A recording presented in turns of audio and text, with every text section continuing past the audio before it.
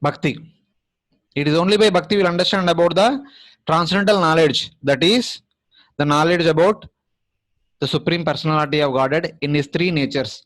That's why Lord Krishna says at the end of Bhagavad Gita, Bhaktya mam abhijanati yavan nyas chasmi tatvataha. One will know me in truth. What do you mean by knowing the Lord in truth?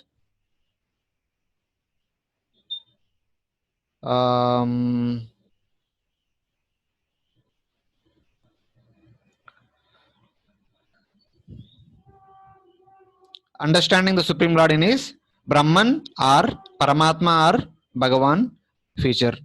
Bhaktyaham ekaya grahya. Even Bhagavad Gita Lord says, Bhaktyamam abhijanati yavanya chasmi tatvatah tato mam tatvato jnatva vishate tad anandaram. Tato mam. One will understand by that bhakti about me as Tat, as Brahman, or Mam, as Bhagavan. By understanding me as Brahman or Bhagavan, they eventually enter into my spiritual abode, either into Brahman or into Vaikuntha. So, thus, in the first 6 chapters of Bhagavad Gita, they specifically described mainly of the Swarupa of the Jiva, the worshipper, and the means to realize this knowledge about Jiva. That is through Nishkama Karma Yoga, Jnana Yoga, and Ashtanga Yoga. The first 6 chapters basically focus on Nishkama Karma Yoga, Jnana Yoga, and Ashtanga Yoga, and their goal is to understand about the Swarupa of the Jiva. And that Swarupa of that knowledge will be revealed by this process, and by little bhakti in those process. Nishkama Karma Yoga has, and Jnana Yoga and Ashtanga Yoga has little bhakti within them. By that bhakti, we will also understand about the Swarupa of the Supreme Lord in the form of Brahman, Paramatma, and Bhagavan. So now, specifically in the middle 6 chapters, we'll speak about the Swarupa of the Supreme Lord, who is the object of our worship, and he is the means to realize, that Supreme Lord, that is Bhakti Yoga. So, in essence, the first 6 chapters talks about Swarupa of the Jiva, and the means to realize that is Nishkama Karma Yoga, Jnana Yoga, and Ashtanga Yoga. And the middle 6 chapters talks about the Swarupa of the Supreme Lord, who is the object of our worship, and the means to realize him is Bhakti Yoga. So this is how the sections of Bhagavad Gita have been distinguished. The middle 6 chapters mainly talks about Bhakti Yoga, practicing which we will understand about the Swarupa of the Supreme Lord. Though Arjuna did not ask about what type of form should be worshipped and how to absorb the mind in that object, Madgatena Antaratmana, which Lord Krishna mentioned in the previous chapter in the last verse. Yoginam api sarvesha Madgatena Antaratmana Shraddhavan bhajate yomam tame yukta tamo mata. Among all the yogis, the devotee is best. And what a devotee does? Devotee does Madgatena Antaratmana Shraddhavan bhajate yomam. He always Madgatena Antaratmanatana. He always meditates upon the Supreme Personality of Godhead and hence worship the Supreme Lord with faith. Shraddhavan bhajate yomam. The Lord, eager to describe this out of his merciful nature, now begins to speak. So in the previous chapter, last verse, Lord told that Madgatena Antaratmana Shraddhavan bhajate yomam. The devotees always meditate upon me, always contemplate upon me, and thus they actually worship me with that understanding. So in order to worship, we need to have a form to meditate also. To worship, we need a form. To meditate upon, we need a form. So what kind of form should be meditated upon? What kind of form should be worshipped upon? Those details now Lord Krishna going to reveal us. Who should be meditated upon? Who should be worshipped? This is the subject matter of the middle 6 chapters. Even though Arjuna did not ask this question, Lord Krishna starts himself because he is eager to give bhakti to Arjuna and hence to all of us. So this was the summary of the previous 6 chapters. Chapter 1 introduced the dialogue in the Gita. 2 to 4 mainly deals with Nishkama Karma Yoga. Chapter 5 deals with Jnana Yoga.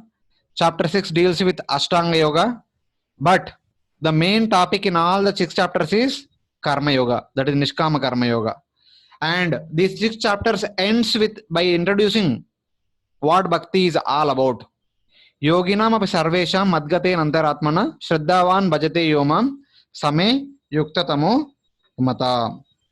So here they said, Lord Krishna said, Yoginam api sarveshanam. Among all such yogis who have perfected their Nishkama Karma Yoga, Jnana Yoga and Ashtanga Yoga, I consider a devotee is superior because devotee has complete faith, Shraddhavan, with faith and with mind attached to me.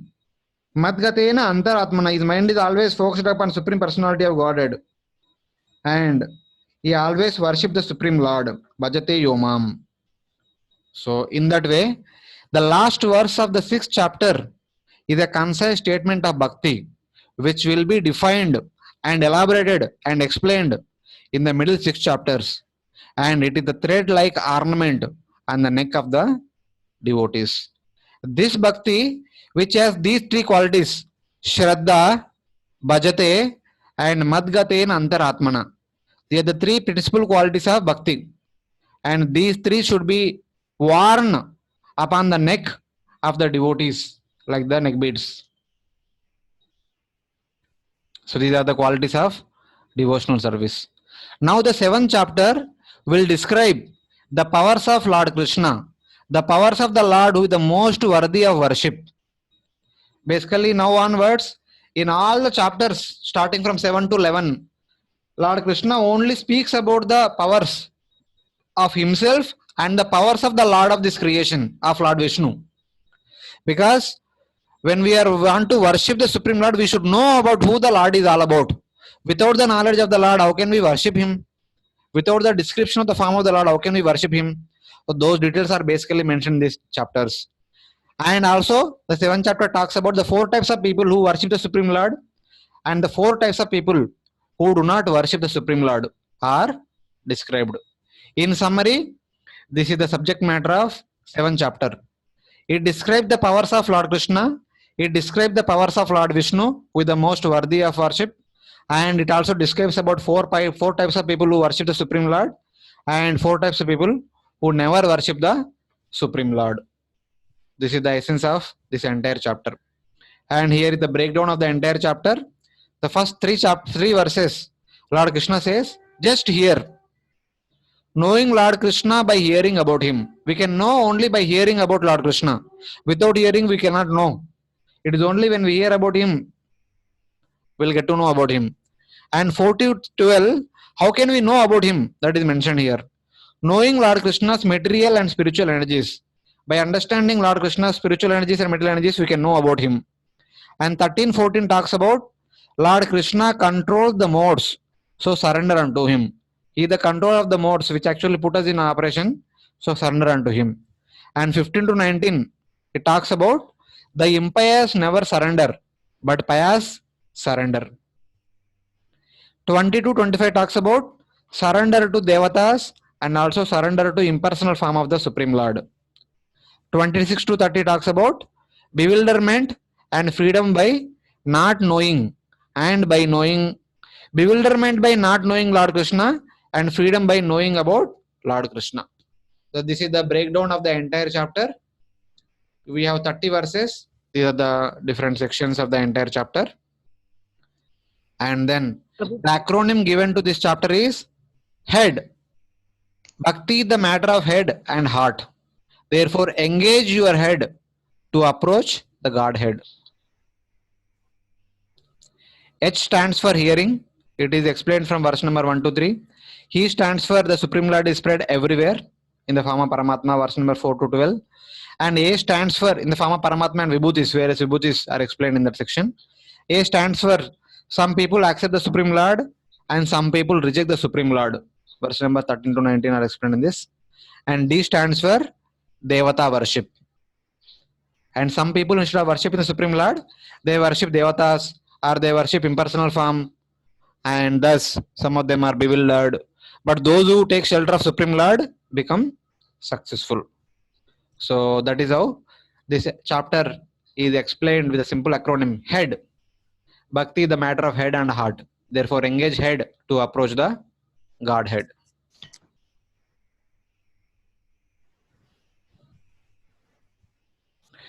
So now we are going to start the first 3 verses, which is discussing about the hearing, the subject matter of hearing, the importance of hearing.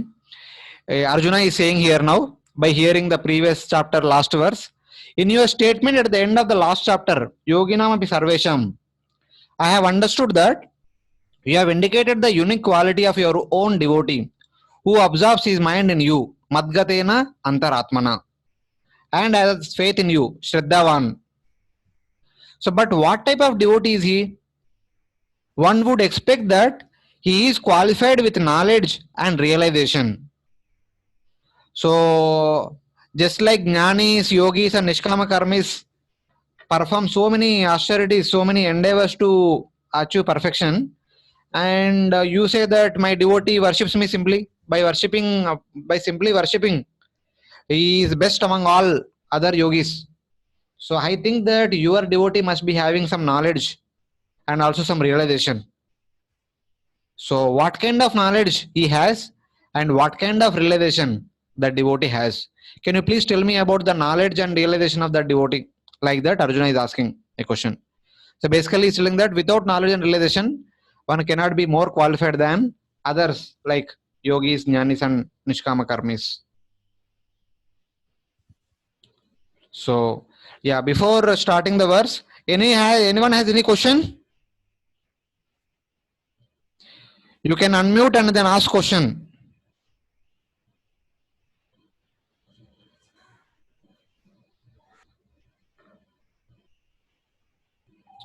हरे कृष्णा। हाँ, हरे कृष्णा। प्रभु जी, इसमें अपनी first this Arjuna this asking question की what are the realisation and this previous slide you are showing. Yeah. So it is Arjuna is not directly asking, but hoping that Arjuna might ask. So Lord Krishna himself is starting the subject matter. He is going to explain about jnana and vijnana of a devotee. But Prabhuji, this bhakti is without jnana, means there is not teens of jnans and vijnana in that. Okay. Wait. What is the meaning of jnana and vijnana is explained in the second verse. When we read through second verse, we'll understand what jnana and vijnana either Arjuna or Lord Krishna is referring to. That we'll understand. Prabhuji. Hare Krishna, Prabhuji. Can you speak a little loud? I am not able to hear. Keep the mouth, your device close to your mouth. 3 words you told me, Shraddha and Bhajate, and third one is?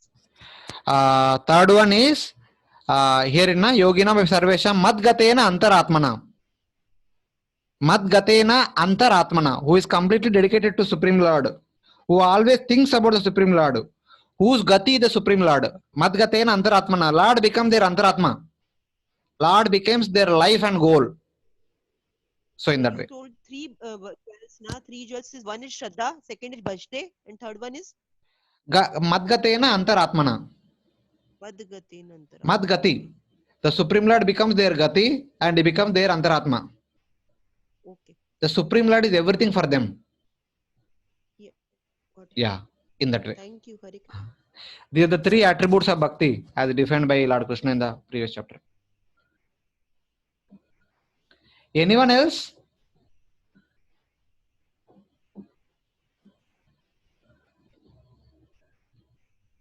Okay, so we'll start with the first verse. So all of you also Hare can. Krishna, Prabhuji. Yes. Hare Krishna. Prabhuji, you have mentioned verse that Yat Karma Bir from Bhavaisbi from Srimad Bhagavatam. But Yes. you are not given canto number and verse, chapter number. Oh, they are there in the slide below. When I send the slides, you can refer to it. No problem. Okay. The Hare number is Krishna. Thank you. number is there below the Okay, translation. Okay. Thank you, Hare Krishna.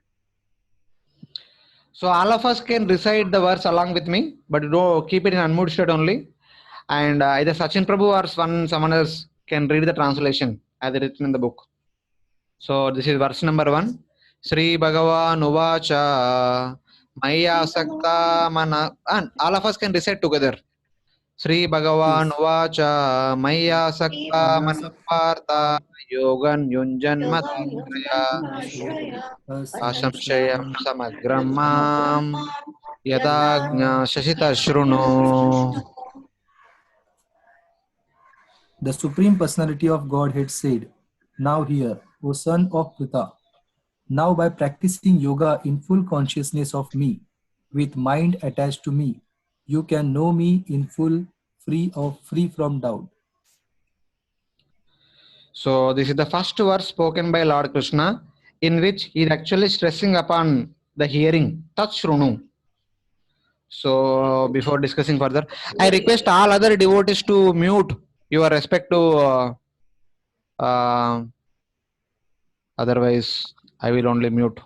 Okay. So here, my asakta mana, Partha, my dear Arjuna, the qualification of my devotees are my asakta mana. Their mind is completely attached to me. They are completely attached to me in their mind. Yogam yunjan. Here yogam means a kind of relationship. They want to serve me in a particular relationship. Either dasya, sakya, vasalya or madhurya. They want to establish themselves in a particular relationship with me. Madashraya. And they are completely surrendered unto me. They have accepted me as their whole and soul. I am only their shelter. I am only their life and soul. Asamshayam samagram mam yatagnyashasi. And such kind of person who has maya asaktamana, who has yogam yunjan, and who has madashraya, such kind of person will know about me in complete truth. Samagram mam. They will know about me in all aspects. Asamshayam, without any doubts. Yata gnashasi tachrunu. So now I am going to speak to you about this knowledge, hearing which they will know about me, about my all vibhutis and opulences completely, without any doubts. And eventually by hearing this, without any doubts, they will engage in my devotional service with whole heart. And though Lord Krishna is indicating to Partha, my dear Arjuna, please hear me now. Hearing this, you will understand about me completely, without any doubt. And how should one hear? Before hearing, we should have these three qualities. Maya Saktaman, our mind should be attached to Lord Krishna.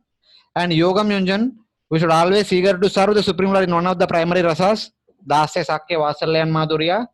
And the Supreme Lord Sri Krishna is our shelter. We are supposed to be completely surrendered souls.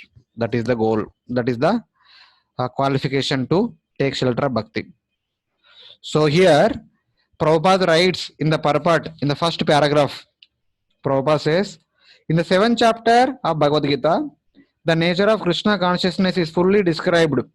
Krishna is full in all opulences. And how he manifests such opulences is also described herein. Also 4 kinds of fortunate people who become attached to Krishna and 4 kinds of unfortunate people who never take to Krishna are also described. So this is the brief summary of this chapter. So then Prabhupada continues that in the previous 6 chapters, Bhagavad Gita talks about various processes whose goal is to understand about Atma. But now in the middle 6 chapters, Lord Krishna is going to speak about Bhakti, whose goal is to understand about Supreme Personality of Godhead's position. And in these chapters, we will be understanding about Ishvara, Jiva, Prakriti, Kala, Karma. Basically, by the practice of Krishna consciousness yoga, one can know everything in full, namely the absolute truth, the living entities, the material nature, and their manifestations with paraphernalia.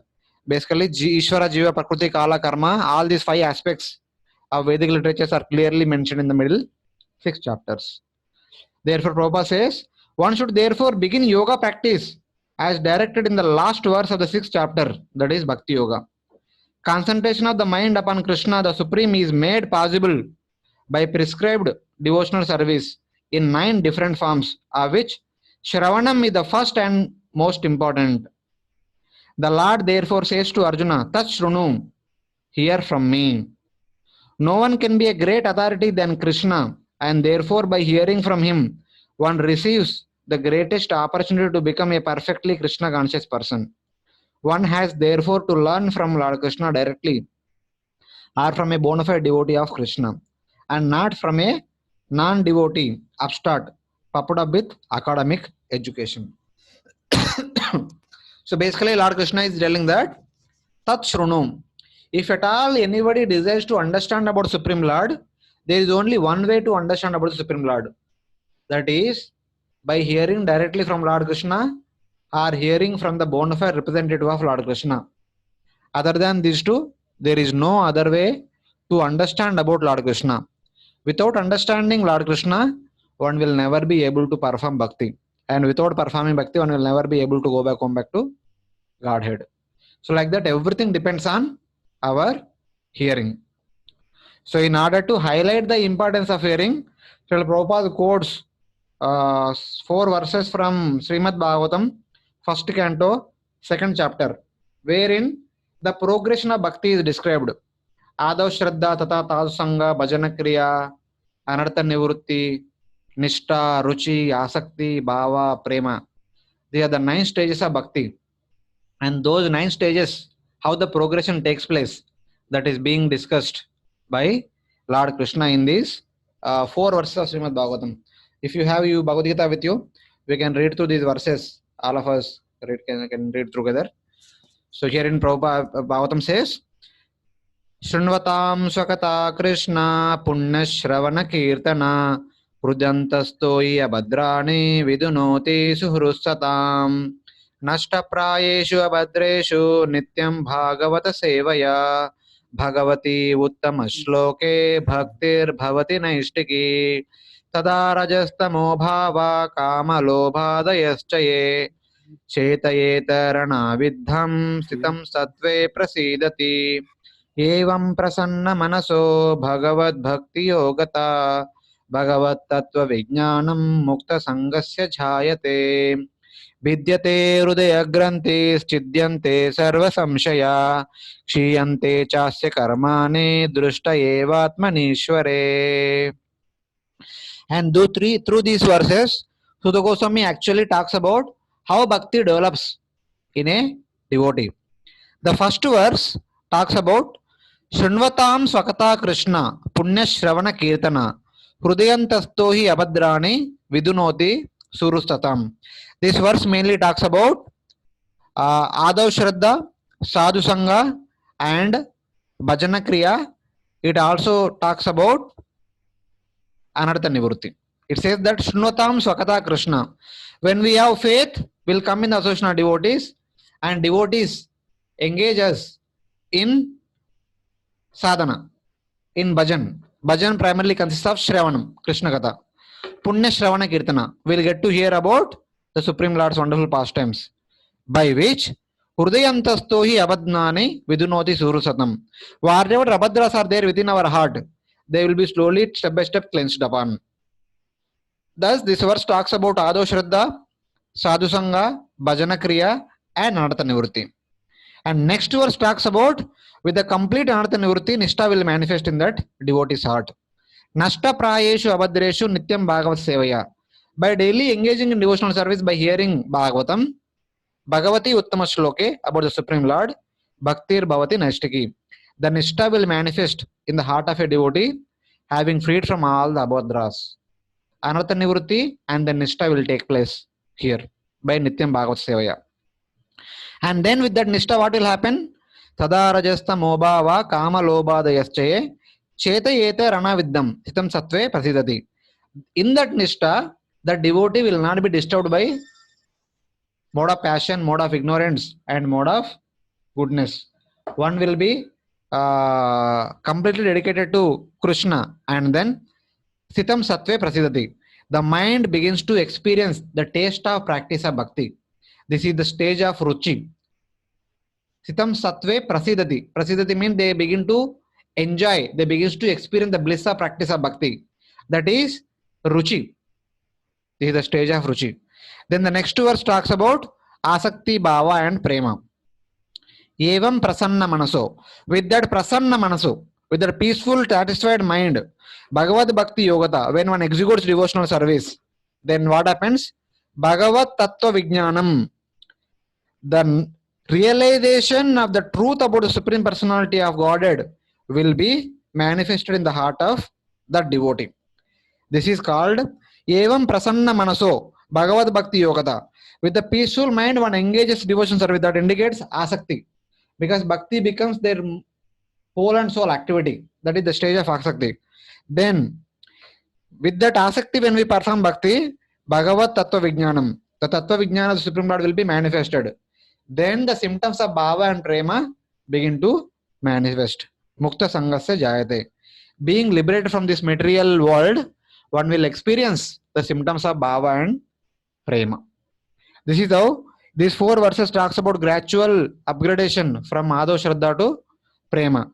And finally, the entire thing is concluded in the last verse saying that Vidyate Hrudaya Granthi Chidyante Sarva Samshaya Kshiyante Chasya Karmani Drishta Evatma Nishware. Vidyate Hrudaya Granthi. This is basically referring to the identity with the material body, identity with the things of this material world. Having any doubts about anything about the existence of the spiritual world, existence about the Supreme Personality of Godhead, all these things are removed. Vidyate Hrudaya Granthi. Attachment to material world is destroyed. Identification of the body is destroyed. Chidyante Sarva Samshaya. Any doubts about the form of the Supreme Lord, any doubts about the spiritual world, they are also destroyed. Kshiyante Chasya Karmani. One has destroyed whatever affinity one may have to perform material activities, everything is destroyed. And Drushta Evatma Nishware. All these things will be possible only because at the stage of bhava and prema, one will be able to see the form of Supreme Lord directly with their own eyes. One will be able to perceive the Supreme Lord and will be able to perceive the spiritual world. Thus, one can experience the transcendental bliss of the spiritual world, directly seeing the Supreme Personality of Godhead. And hence one will go back, come back to Godhead and serve the Supreme Lord for eternity. So this is how the hearing process takes one from the stage of Madhav Shraddha to bhava and prema. So these are explained in the translation. You can read through translation. Therefore, only by hearing from Krishna or from his bona fide devotee in Krishna consciousness can one understand the science of Krishna. Bhagavat Tattva Vijnanam is possible only by hearing from Lord Krishna, that is Bhagavad Gita or Srimad Bhagavatam, and also from that too from a bona fide devotee of Krishna. So this is the essence of this verse. So before getting into discussion, anyone has any question to ask? Prabhuji, does this hearing means only hearing or just implementing the instruction also? Obviously, hearing should lead to implementing. Just by hearing for time pass, what is the use? Shravanam should lead to Kirtanam. That should lead to Smaranam. That should lead to Archanam, Vandanam, Dasyam, Sakyam, Atma Nivedanam. Everything should follow after Shravanam. If Shravanam stops there at Shravanam only, then there is no use of that Shravanam. It is like when we eat our meal, if whatever we ate, it just simply comes out. What is the use of eating? Whatever we eat, that will be digested and that will give us the energy, strength, and also good health. All these things will manifest. Otherwise, whatever it is eaten, we only release the taste and it simply comes out. Then the person becomes sick and will die very soon if it is not nourishing the person. Similarly, our hearing should lead to the remaining 8 things of devotional service. Then only one will be able to come to the stage of bhava and prema. So it is like that.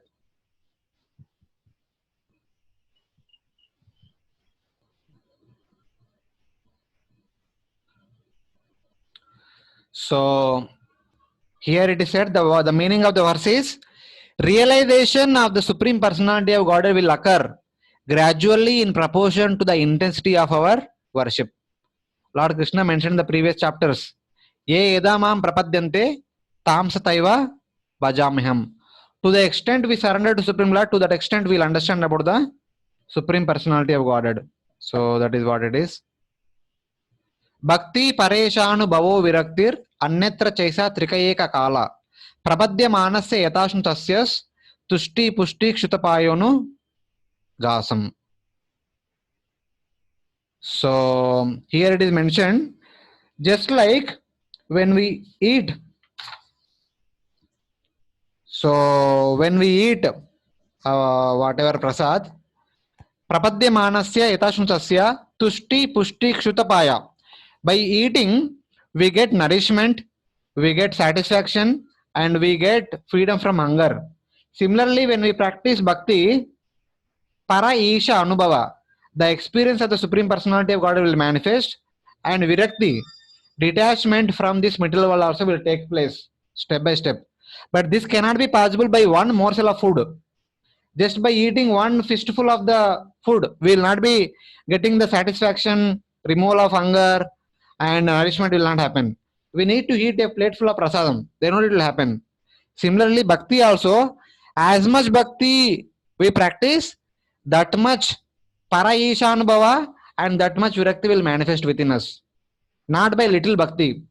We need to practice sufficient amount of bhakti by which we will get detachment from this material world and will get the experience about Supreme Personality of Godhead. So that is indicated through this verse. So then Lord Krishna says, you will gradually attain a relationship with me. Samagram Yunjan. You will take shelter of me alone, not the shelter of karma or jnana, madashraya, since you are my Ananya Bhakta. This verse is actually talking about basically the first three verses are actually talking about Ananya Bhakta, the second category of devotee. The two categories which we discussed in the beginning of the introduction. So today, so these three verses actually talks about Ananya Bhakta. These are the qualities of the Ananya Bhakta. You will be absolutely without doubt about which is better, whether my impersonal form is better or personal form is better. So by hearing about my personality, you will become firmly convinced about the transcendental position of my personal form. That is what Lord Krishna indicates by this verse. So he also tells that the impersonal form has so many difficulties.